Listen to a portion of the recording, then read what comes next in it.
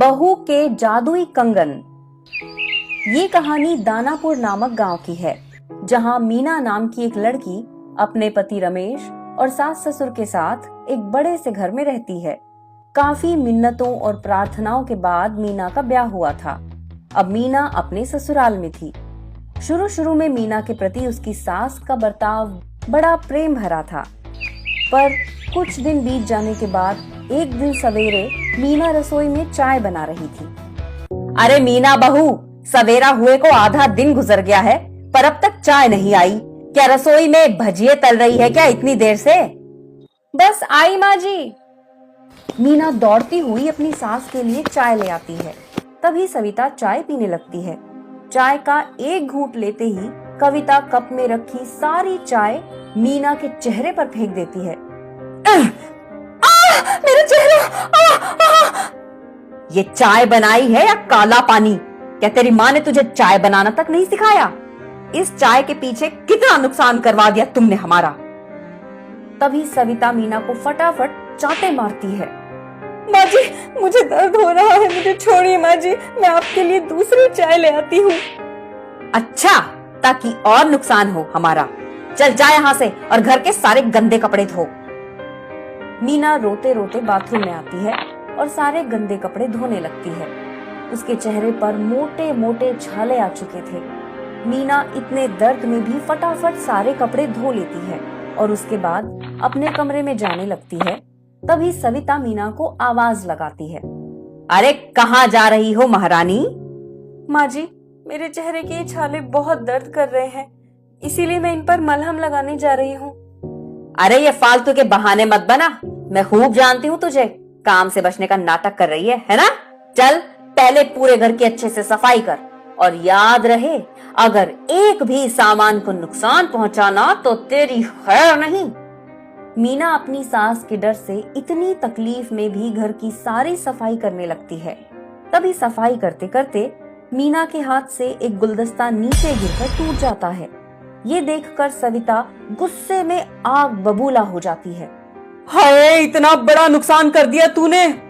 तभी सविता मीना को बेरहमी से पीटने लगती है। बेचारी मीना दर्द के मारे तड़प रही थी। देखते ही देखते कई दिन गुजर जाते हैं। सविता रोज इसी तरह अपनी बहू मीना पर अत्याचार और जुल्म करने लगी।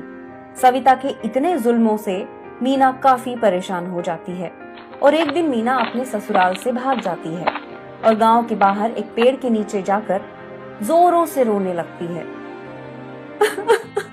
आखिर मेरे साथ ही ऐसा क्यों होता है भगवान?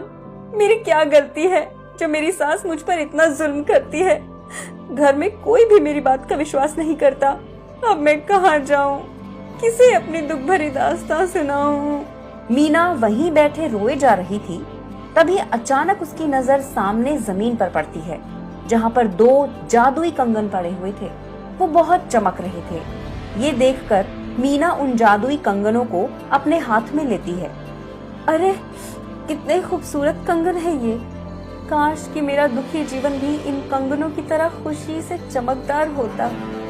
इतना कहते ही मीना के शरीर पर खूबसूरत से कपड़े आ जाते हैं। ये देखकर मीना के होश उड़ जाते हैं। अरे ये मेरे कपड़े इतने खूबसूरत कैसे हो गए? कैसे हुआ ये? तभी उन जादुई कंगनों से आवाज आती है। मीना, हम जानते हैं तुम्हारे जीवन में दुखों का बहुत बड़ा पहाड़ है, पर अब तुम चिंता ना करो। ये जादुई कंगन तुम अपने हाथों में पहन लो।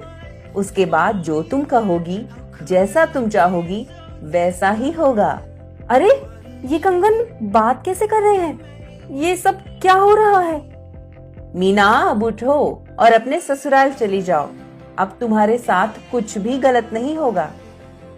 मीना काफी समय तक उन जादुई कंगनों से बातें करती है और थोड़े समय बाद उन जादुई कंगनों को अपने हाथों में पहनकर अपने ससुराल चली आती है। तभी रमेश गुस्से में कहता है। कहाँ गई थी तुम मीना? मैं कब से तुम्हें ढूंढ रहा हूँ। ए जादुई कंगन, मेरे पति का गुस्सा शांत हो जाए। इतना कहते ही रमेश का गुस्सा एकदम शांत हो जाता है। मीना, एक बार बताकर जाना चाहिए था ना। चलो मैं कार्य पर जा रहा हूँ, अपना ख्याल रखना। इतना कहकर रमेश घर से चला जाता है। तभी अचानक मीना की सास सविता मीना को आवाज लगाती है। ये सुनकर मीना अपनी सास के पास आती है। क्या हुआ माँ जी? इतनी देर से कहाँ गई थी? घर में सफाई कौन तेरा बाप करेगा? चल पूरे घर की सफाई कर, वरना मार मार कर तेरे चेहरे का नक्शा ही बदल दूंगी मैं। ए जादुई कंगन, मैं अपनी सास से बहुत परेशान हो गई हूँ।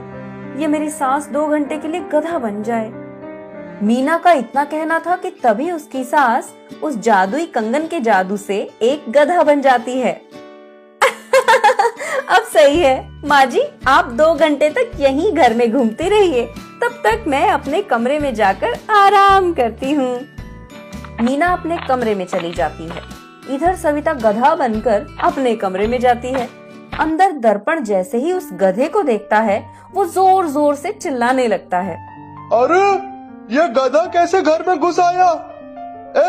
चल निकल यहाँ से। दर्पण उस गधे को बार बार घर से बाहर निकालने लगता है, पर वो गधा कमरे से बाहर ही नहीं निकलता।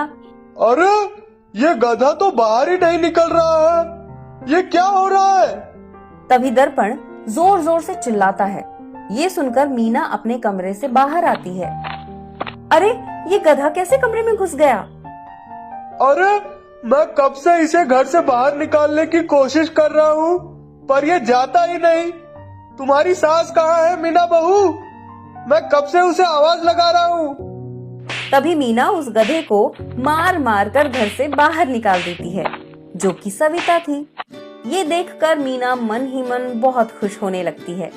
इसी तरह मीना जब भी परेशानी में आती थी या वो थक जाती थी, वो अपनी सास को हर बार अपने जादू से कभी जानवर बना देती या कोई और चीज बना देती।